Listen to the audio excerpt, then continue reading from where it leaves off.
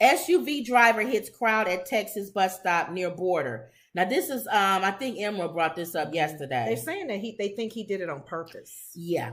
Police are preparing to arrest the hospitalized driver. He got the nerve to be in the hospital of an SUV that slammed into a crowd, killing 8 people waiting for a bus Sunday outside a migrant shelter in the border city of Brownsville, Texas. Texas is having a great time, aren't they? That governor is dealing with a lot of mess. If they pick him again, they're idiots. That's why Whoopi was saying that the people that are in politics that's overseeing in the positions they are, we can make the decision to vote them out. At least 10 others were injured, authorities said. With no bench at the unmarked city bus stop, some of the victims were sitting on the curb around 8:30 a.m. when the driver hit them. Can you imagine you just sitting there waiting on the bus and a guy decides that he wants to run a car into you? Who knew? Surveillance video from the Bishop Enrique San Pedro Center showed Brownsville police investigator Martha, who confirmed that the latest death Sunday evening, said police did not know whether the collision was intentional. But I think they found stuff on him. Like he's a white supremacist and all this other stuff. He fits that code. And can I ask a question? Why are they still looking at the Black Panthers? But nobody's following these guys on these Proud Boys and all of these groups. These white supremacist groups. But yet they putting FBI and everybody on gang members. I've never seen a gang member just take a car and ram it into people. Gang members deal with other gang members in territorial. The problem they don't just go and shoot in a crowd. The problem, that's what I was going to say. The problem we have with gang members is that if you live in a gang-infested area, you become part of collateral damage. I had a young lady that I went to college with. At the time, it was years ago. She lived in the Cabrini Green projects, and we would talk. I said, "Girl, how you okay living there?" She said, "Girl, I got to duck and dodge, but I'm okay because she's used to the neighborhood." That's ridiculous. And they know her, so if they know you. But you can still be a target. You can still be in the way. She can be walking by someone who is a target, and she get backlash from it too. And I had a coworker recently who lived in the west side of Chicago, in an area where she lived was really bad. She would come to work on the bus, outlines of bodies on the ground. And I said, she said, "I can't move right now because it's hard to sell my house." Nobody want to buy her house, she said. She has a harder time selling her home. But she's used to that neighborhood and she knows that she's a target too. I really felt bad for her. So yet they don't crack down on that. They cracking down on Young Thug and YSL. But why don't I see the same crackdown on all these other groups? Yeah. Why don't I see the Proud Boys? Why every time I turn on the news, I see Black guys in court under these type of filings from the FBI and all of that? Yep. But I don't see these white hate groups coming in like that. And that's the ones you really need to crack down on. They're the ones going in with these AR-15s and shooting up malls and everything. Or going into churches and hurting people because of their race, because of where they live. So it's really hard with any kind of violence, but still. What it says about these migrant workers, most of the people coming across the border don't want to stay in Brownsville, but we don't have enough buses for them to buy their ticket to leave. Some are waiting for family members. This shelter can hold 250, but many who arrive leave the same day. In the last several weeks, an uptick in border crossing prompted the city to declare an emergency as local, state, and federal resources coordinated enforcement and humanitarian responses. Now, you talked about that earlier another time when we said Chicago is a sanctuary city. And we were saying, what the mayor was saying, we don't care if you send migrant workers over here. We just need to prepare for them. So in the preparation, a lot of you don't know this because you don't live in Chicago. They've decided to use this old school in the South Shore area, which is a black area. The neighbors and the black people are lost. They mad. You just gonna put all of them in our neighborhood? So you want to call this a sanctuary city? Then it's a sanctuary city. but it's sanctuary because you sending all the migrant workers to the south side of Chicago. In some empty school building. Why can't they go to Comiskey Park? Thank you. To the north side of Chicago. Or the Gold Coast. Put them on Michigan Avenue. Thank you. There's empty buildings. There's empty school or there's major buildings downtown Chicago. Y'all should have seen our local news. The people that lived in those areas, they were like, you didn't even give us heads up. You didn't even have the decency to tell us that you're bringing a lot of these immigrants in our city, in our community. We're going to have more cops there. We're going to have more police officers there. That's the lady was like, okay. And they said they'd give room and board. So then I told Lenora when I heard that, if they doing all of this, why do I see homeless people on the south side of Chicago? That's what one of the neighborhood people said. She said, well, if you're going to start swooping all the immigrants in our city, why don't you get the homeless people too? Get them room and board. Thank you. Bread and they can be on the second floor of the school. You gonna bring in hundreds of migrant workers. Yes.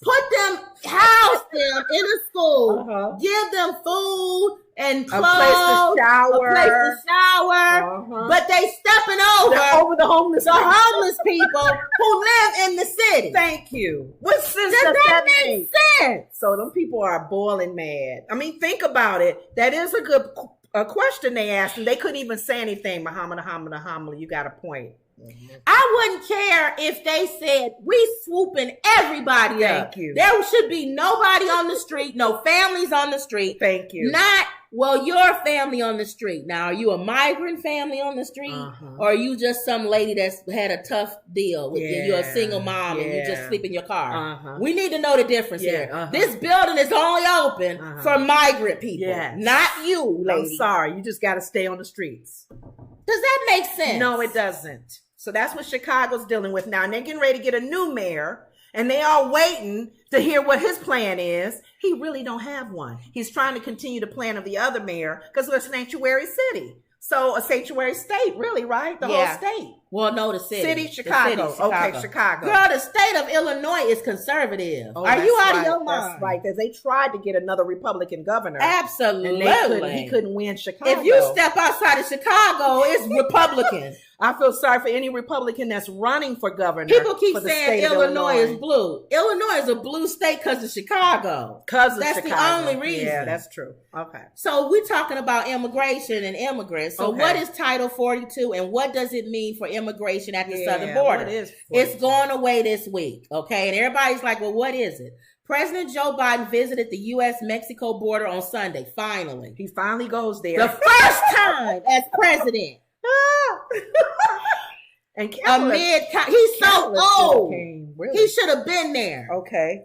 Amid controversy and backlash about the administration's allocation of resources to the southern border. The visit came days after he announced a new restrictive policy that would essentially expand an immigration program referred to as Title 42. Despite promising to end the program when he ran for office. It's a lot of stuff old Joe said he was going to do, and he changed his mind. Keep those promises. Now, Title 42 was created to address public health and social welfare and grants the government the ability to take emergency action in numerous ways, including to stop the introduction of communicable diseases. While the code has been in place for decades, it was used widely beginning March 2020 by the administration of then President Donald Trump in order to regulate the border crossing under the premise of COVID-19. Remember, he was shutting everything down. Like, no, ain't nobody coming over here because of COVID-19. Right. Now, the Trump administration used Title 42 to essentially to override immigration law that allowed people to ask for asylum after entering illegally, and said we could send them back across the border, arguing that taking migrants into custody in federal facilities would create more of a public health risk. Okay? Now, watch the conversation in the player above. I'm not watching that. When the Centers for Disease Control invoked Title 42 at the start of COVID, it gave Border Patrol agents the authority to expel migrants to their home country or the country they were last in, which was often Mexico. Okay? Now, by passing this process and sending migrants back to Mexico without due process immediately after their arrival to the U.S., it didn't deter them from attempting to cross or recross the border. We know that. They come in on planes and everywhere. It pushed people back out of the country without any consequence to further immigration application. Now, many people arriving on the southern border are hoping for help and protection. Legally, they may not qualify, but the level of desperation is something that we can't simply rely on punitive and deterrent measures to reduce, she added.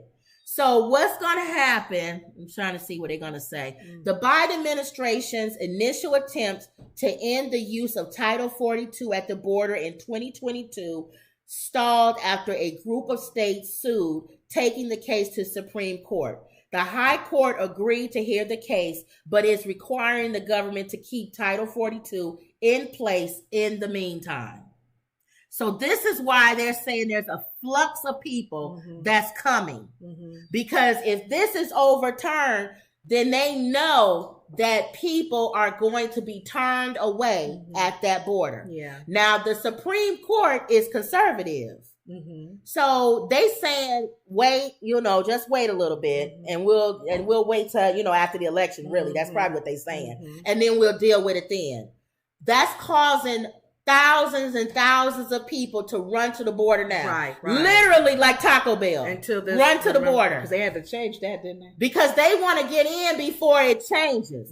So Biden is sending, I think, 1,500 troops, if y'all know, comment in the section, to help do paperwork. Right. To get through the border, the people at the border. And Texas Governor Abbott is sending troops to make sure that it's legal, that nobody is breaking any laws. So you don't send troops to do paperwork. I think Biden is trying to say, I'm sending troops to protect the border, but because I'm a Democrat and because I'm liberal, I can't say that. It's really unfortunate that I gotta say paperwork. We've been dealing with this for how long, you guys? How many presidents have come through, and we've had the immigration laws and the Title 42s put in place.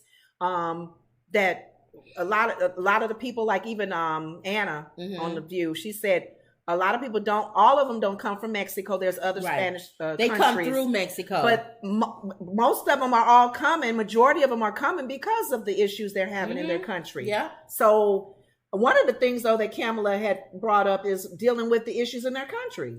Is there a way we can do something with their leadership there? And we can do diplomatic. I mean, but all of our resources is in Ukraine. We've been so busy helping Ukraine and dealing with the knucklehead in Russia. Why we don't really try to do it in countries where people are coming over here? And another thing that the news media, well, I guess YouTube will probably shut us down because I'm saying it. Okay, is the attempt on Putin's life. Oh yeah, and they said that possibly they've been able to tie that back to the United States. So Putin ain't happy with the United States right now. Who's to say they're not paying somebody to do it? Go ahead, Mom. To a prophecy last week about Putin, someone's going to kill Putin or something. Oh, okay. Or someone prophetically said something? Someone from Russia was going to assassinate. Oh, we'll see. Because a lot they tried. They just tried to. Because some people... prophecies come forth. So let's see what happens with this Title 42. This week, it's supposed to be a fluctuation of immigrants coming over. Yeah. And we're going to see if this is going to be good or bad for the country. Tomorrow, we'll see what Trump has to say because he's going to say something about it. He has to be careful what he says, too. What? He don't care about those people. I mean, because we don't even know. He's the build the wall man, remember? I know, but I'm trying to figure out what side he's on now because remember, he's taking side. No, only in Christian stuff. Yeah, you thinking that he's still big on right. Business, business, immigrants, none of that. Okay, got it. You know, it's the It's the Bible. It's the Bible pushes. LGBTQ. Yeah, he don't. Okay. He's pushing. He's pulling away from that because that's DeSantis. Yeah. But he has to say, I'm big on immigration. I'm big on business. Yes. I'm big on, you know what I'm saying? That separates him. Okay. Doctors advise Jamie Foxx to decrease his stress ahead of being discharged from the hospital. Now, does this mean that he's going to be discharged?